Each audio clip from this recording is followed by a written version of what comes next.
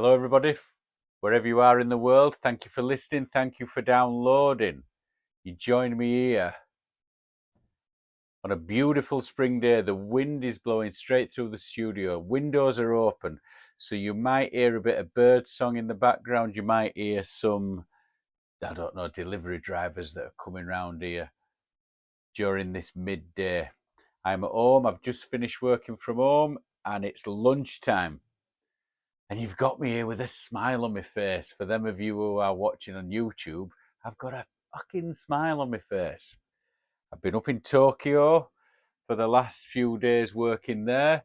New co-workers, new colleagues, and it is light and day. Light and day compared to those people I was working with before.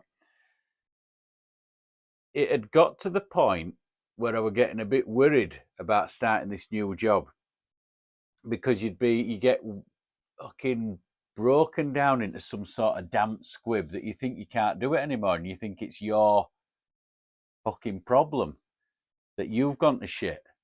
And it turns out I've not. It turns out I'm not that bad. I'm not as that bad as I was getting made out to be, which I knew. I knew it were always them. I'm a Yorkshireman. It's never a Yorkshireman's fault. This is what you've got to remember. Them of you that aren't, what you've got to remember is, if you're a Yorkshireman, it's never your fault. It's some other daft bugger, as my nan would say. It's never you, it's some other daft bugger. And I sort of forgot that. That had all come out in wash. And then when you go and work with the normal people of this world, which I was coming round to the thinking that there weren't any left, when you start working with them normal folk, you realise, oh yeah, it's just a couple of bad apples. And those couple of bad apples had just congregated together like planets lining up in a universe of shit. And yeah, it would just put it down to just a bad connection, a bad whatever, and it had just lined up. But that has gone now. And what you've got to look onto the positive side is, I got paid for 4 years for doing nothing. And that makes me smile.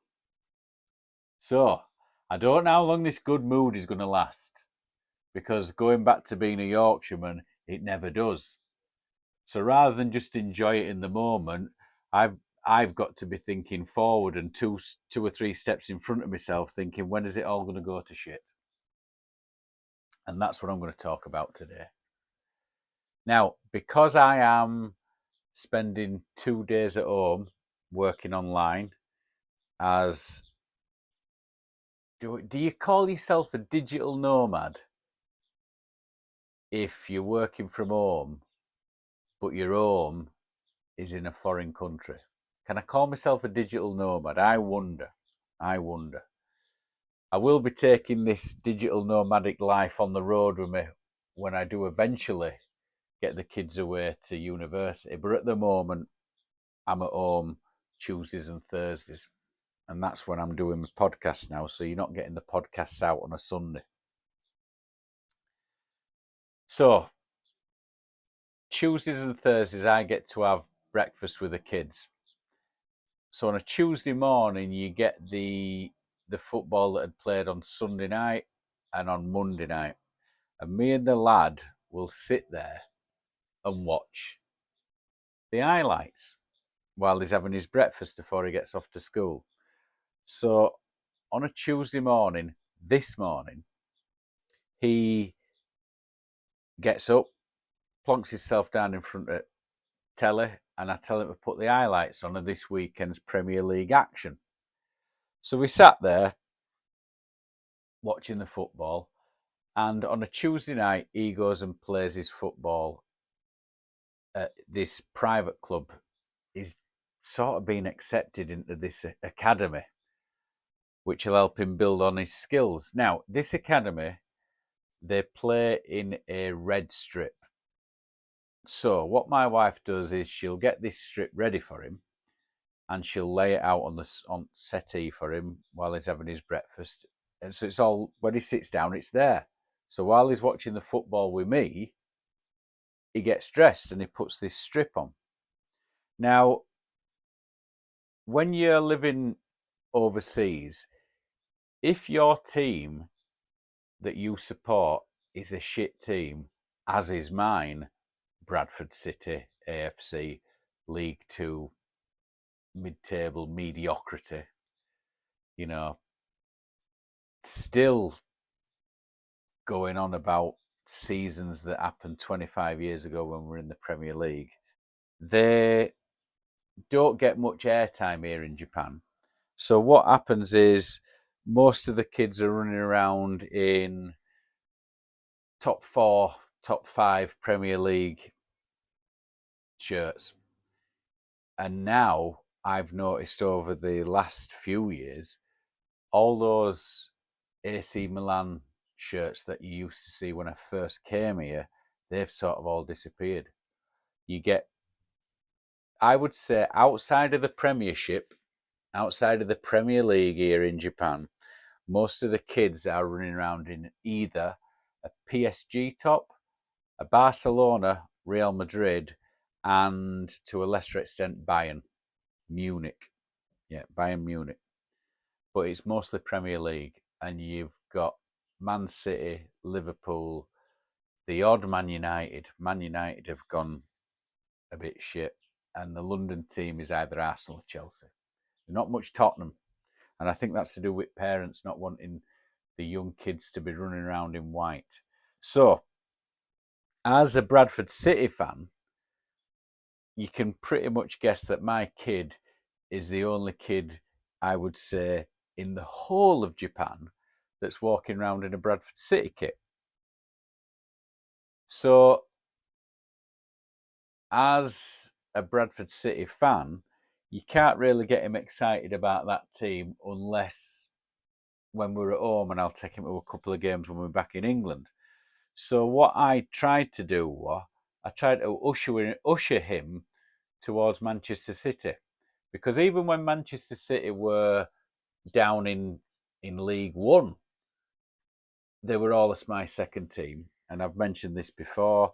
In 1985, we were on holiday a couple of weeks after Bradford Fire had happened, and then I was 14, walking through table tennis place at Pontins in Morecambe, and these lads set about me, taking piss, pushing me about. They're about 17 or 18, pushing me about, taking piss out at Bradford Fire. They're only a few weeks after. And this fella playing table tennis, he'd just fucking had enough. And he come over and he grabbed the ringleader, a bit scruff at neck. The others scattered. And he bollocked them. And off they fucking trotted. And as he's dusting me off and putting my Bradford City top right with the Grattan sponsor and the boar's head, it wasn't the Bantam, he said, right, I know your second team's going to be now. And ever since then, ever since 1985, Manchester City have been my second team. And to see them, even though they've been taken over by questionable Middle Eastern country, they're still my second team. So I was trying to push the lad towards Manchester City. Now, instead of going with the team during the pandemic, he was going with the players. And all the news during the pandemic were on Salah, Firmino, and Mane. That was the team that he sort of got all his information from. So he just saw Liverpool as his team. Now I'm digressing here. I'm digressing. So this elite club that he plays for on a Tuesday and a Thursday plays in red. So his kit's laid out and he gets and puts his kit on. As he puts his top on, puts his shorts on. Now, my wife had made the mistake. She'd made the mistake of laying out his Liverpool shorts rather than his Reyes shorts.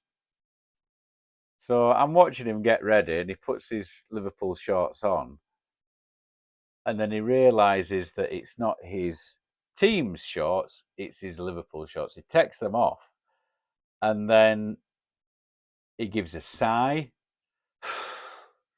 and he walks off into the bathroom where my wife's getting ready for work, and he starts not having a go, but he says, "You've put out my Liverpool shorts instead of my club shorts." And it was just a level below what the fuck's going on mode. As if to say, what the fuck are you playing at? These are my club shorts. These are my Liverpool shorts and not my club shorts. So I sort of were hanging about in the living room door just to see what he was going to say. And I couldn't believe it. My wife didn't apologise. Well, I think no, she didn't apologise. She was, oh, okay. So then I just fucking started taking the piss out of him. You know, Mom, you put out my club shorts and not my Liverpool shorts. What the fuck's going on? And I just said, go upstairs and swap them out and change them yourself. You know, can't you do that? Can't you do that? And because I were taking the piss out of him, because I took the piss, this is what annoyed him more than anything else, which is what I'm here for. Now, what I want to pivot on this is his breakfasts and my breakfasts when I were his age, which is always a fun thing to do. Now, if I'd have, like most of you listening, I see the analytics on this podcast. Like most of you listening, it's between the 30s and the 50s, the age of the people that are listening. There's none of these young'uns listening, really. But you would have all grown up in a time where shit like that wouldn't have washed. And I'm going to compare it to my breakfasts. So I remember one breakfast really sticking with me, and this must have been in the 80s. And because my mother was, to put it mildly, a drinker, there were always hangovers involved in my, shall we say, in my morning routine. And not my hangovers, I hasten to add. So Mum always had hangover. She always had an hangover. And one particular morning, I'd got up at the normal time, I'd got myself ready, and I'd gone into the kitchen, and there were nobody in the kitchen. And I think I was 9. So I wasn't ever going to make my own breakfast because I wouldn't say I were never allowed to make my own breakfast, but it were always ready for me. So my breakfast wasn't there. So I walked back towards the stairs, and I was just about to walk upstairs, and my mum's coming downstairs looking the worse for wear. And I said, very politely, "Where's my breakfast?" It wasn't, "Where's my breakfast?" or "The fucking hell's my breakfast?" I just said, "Where's my breakfast?" And then all hell broke loose. "Where's my breakfast? Where's my breakfast? Am I just here to make you breakfast?" So then I said, "Well, can I make it myself?" "Make it yourself. You can't make it yourself. You can't make it yourself." So you would think a parent of a fucking normal parent, shall we say, a normal parent would have just, "Where's my breakfast? Oh, just give us a minute. I had a bit of a rough night last night. I'll be about 5 minutes." Plonk yourself down in front of the telly. I shit you not. the berating that I got just for asking where my breakfast was went on for 5 days. 5 days of the silent treatment of just what's the fucking point anymore? And that was the thing I went back to. I went back to that one breakfast. That one fucking breakfast. It took me all the way back to 1979 or 1980. And I can still remember my mum coming down the stairs and me asking where my breakfast was, and a world of shit ensued for about 5 days. And I was expecting, obviously, my wife's not going to do that to my kid, but I were expecting him to get some sort of bollocking for that, but he didn't. And I just like to think how far that we've come along since then. I don't know if it's going to work out in long run for these kids, not getting bollocked because one parent has put the wrong shorts out, and the kids dared to ask, where are my shorts? I don't know if it's a Japanese thing. I don't know if the kids in the UK are getting bollocked for shit like this. I've no idea. But comparing the reaction he got to the reaction I got, fucking easy street, my friend. You're on easy street. Now, is this going to work out better or worse in the long run for him? I don't know. Is he going to be, in 42 years' time, is he going to be this bitter 53-year-old fuck that you see in front of you today? Is he going to be like that? Or is he going to be a normal, level-headed 53-year-old man? Fuck knows. Fuck knows. But we'll see.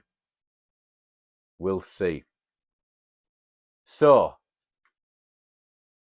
you've got a positive fella in front of you today. Obviously, being a Yorkshireman, it's not going to last. It might last till summer.